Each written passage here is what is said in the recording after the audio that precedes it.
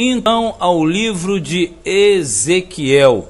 O livro de Ezequiel, na verdade, é o quarto livro da classe dos profetas maiores e, no sentido geral, o 26º livro do Antigo Testamento e, consequentemente, de toda a Bíblia Sagrada. Então, Ezequiel, ele é o quarto dos profetas maiores da sequência e é o 26º do Antigo Testamento e de toda a Bíblia Sagrada. O título Ezequiel é justamente uma homenagem ao profeta e autor e principal personagem do livro, no caso, né? É uma homenagem ao profeta Ezequiel. Ezequiel, o nome Ezequiel é de origem hebraica, que significa Deus fortalece. É o significado do nome Ezequiel. E esse título, no caso de Deus fortalece, simbolizava até o cargo dele, o ministério dele, que era uma mensagem de fortalecimento para o povo. O autor do livro não podia ser outro, é o próprio profeta Ezequiel, profeta do Senhor. Ele foi um profeta centralizado na Babilônia, durante o cativeiro do povo de Deus, particularmente falando da tribo de Judá, porque era a última que estava com identificação precisa. Ele profetizou durante a hora mais difícil da história do povo de Israel, no caso o povo judeu, os últimos anos antes da destruição final de Jerusalém, sendo que ele estava no cativeiro, ao passo que na mesma época o Jeremias estava em Jerusalém. O Ezequiel, ele era de família sacerdotal, e ele foi levado prisioneiro para a Babilônia justamente na segunda turma, a turma de 596, 597 aproximadamente. O ministério dele durou em torno de 22 anos, e justamente é o período que ele está no cativeiro, e ele foi exilado junto com o rei Joaquim. A turma do rei Joaquim, quando foi levado por Nabucodonosor para a Babilônia. O que havia acontecido é justamente no momento em que eles transportavam os melhores, aqueles das classes, das famílias sacerdotais, por isso que o próprio Ezequiel é sacerdote.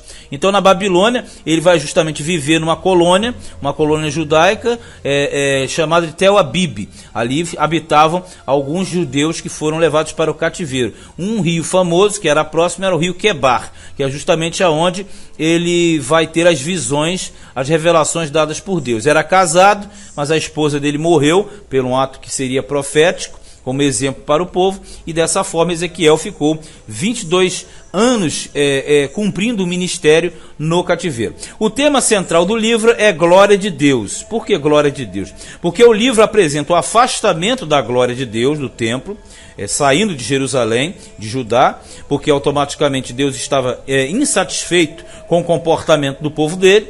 Então essa saída da glória simbolizava que Deus estava saindo e automaticamente o inimigo poderia destruir aquele templo, aquela cidade, etc. Mas também apresenta o retorno da glória de Deus lá no final. Então, quer dizer, na verdade, o livro apresenta a saída da glória de Deus, mas apresenta o retorno desta mesma glória. Só que o retorno da glória de Deus vai se cumprir somente no período milenial. Informações principais aqui do livro, gerais: o destino foi escrito para os judeus, justamente judeus do cativeiro, para que tivesse uma noção clara do que estava acontecendo em Judá. O lugar, como eu falei, ele estava em Tel Abib, junto ao rio Quebar, que era uma província em Babilônia. A abreviatura do livro é um E maiúsculo e um Z minúsculo, então fica E maiúsculo Z, EZ.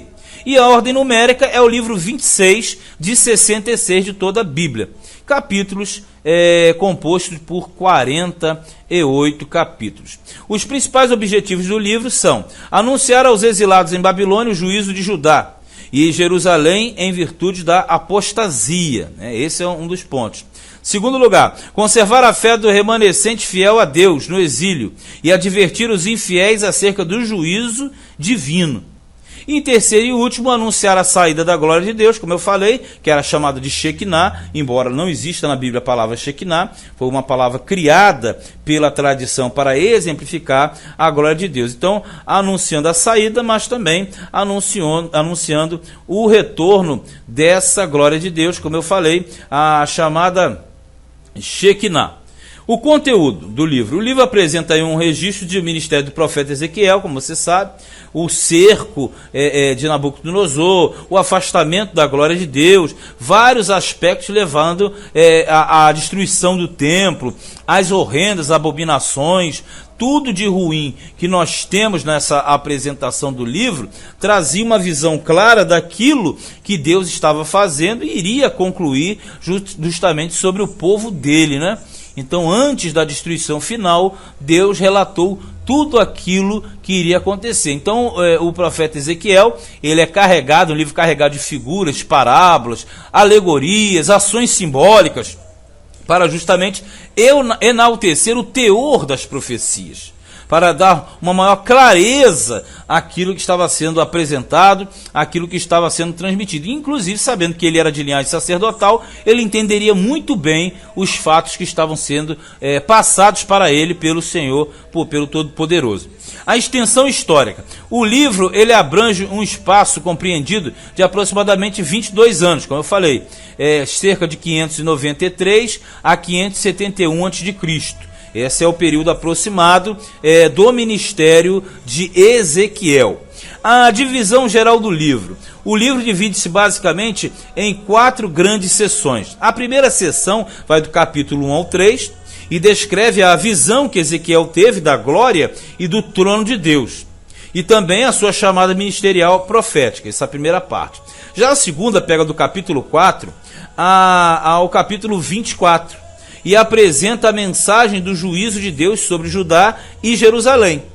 Já a terceira parte, que pega do capítulo 25 ao 32, apresenta a mensagem de juízo contra diversas nações que Deus está direcionando essas profecias. Mas na verdade não está falando para essas nações, está falando para Israel o que ele faria com tais nações.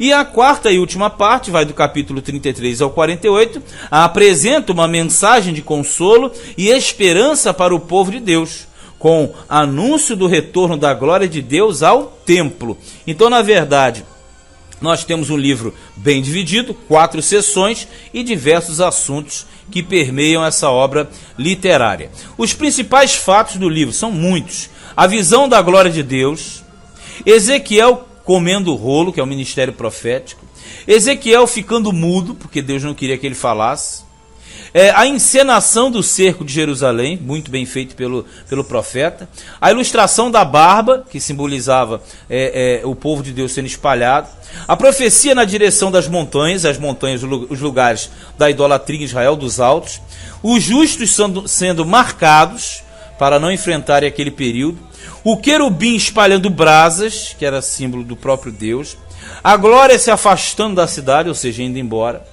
o exemplo dado de Noé, Daniel e Jó como figuras de fé e que só poderiam livrar suas próprias cabeças, videira em combustão, a videira em combustão é Israel perecendo, Jerusalém é vista como a esposa meretriz, porque abandonou o Senhor seguindo aos ídolos, alegoria das águias, 2 águias que simbolizam Nabucodonosor e Faraó. Provérbio das uvas verdes, que no caso simbolizava o povo de Deus que estava improdutivo. A espada do Senhor, que era o símbolo do juízo de Deus sobre Israel e as nações. As irmãs adúlteras, que são Olá e Olibá, que na verdade prefiguravam Samaria e Jerusalém. Visão da panela de carne, que era símbolo do cerco de Nabucodonosor.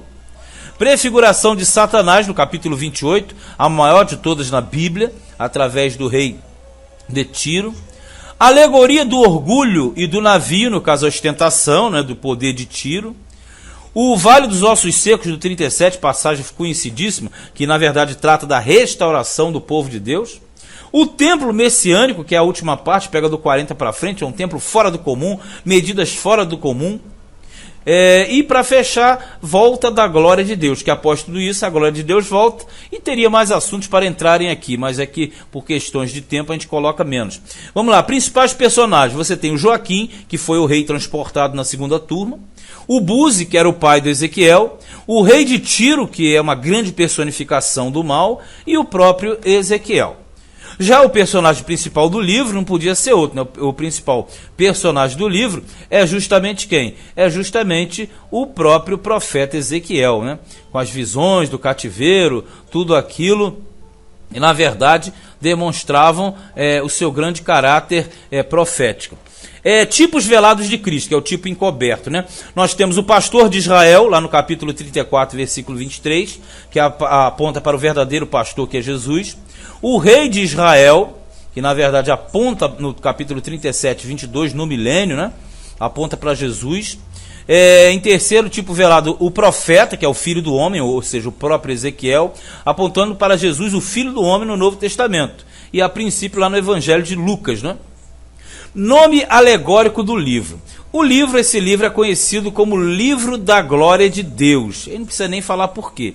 Porque é o único livro que traça essa saída e essa entrada, o retorno, no caso da glória de Deus. E Ezequiel ficou responsável por fazer este esclarecimento.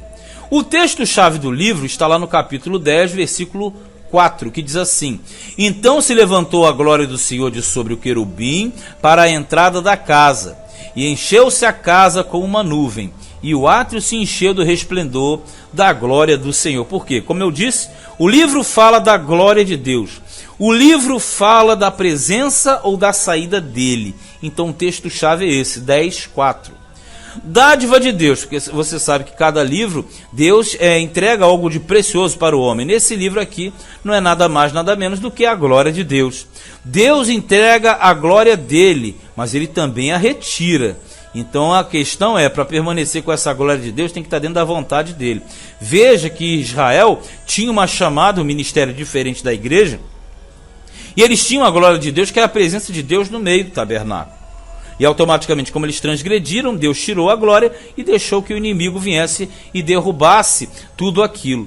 E na verdade você tem essa glória indo e voltando. Agora no 17, que é o último ponto nosso, a obrigação do homem. Quando ele dá alguma coisa, ele exige algo. Qual é a exigência? O zelo. Deus mostra no livro que ele quer o zelo do povo dele. Está sempre zeloso pelas coisas pertencentes ao Senhor, em todos os momentos da caminhada. Por falta de zelo, por falta de valorização, eles foram para o cativeiro. Por falta de condição espiritual, eles perderam o privilégio que eles tinham na terra.